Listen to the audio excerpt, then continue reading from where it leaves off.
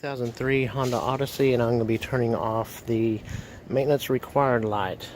You can see the maintenance required light is constantly on with the engine running, and this is how you turn that back off or reset it. Okay, with the engine off, you go ahead and you find your position 2. That's 1. That's position 2.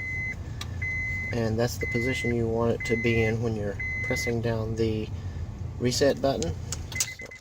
Okay, so we're going to hold the select reset button down. We're going to put it in position 2. We're going to count to 10.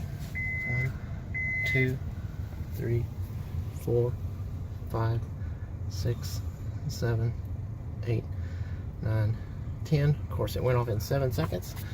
I release the button. Start the engine. And the required light goes back off.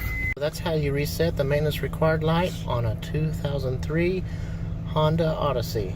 Thank you for watching.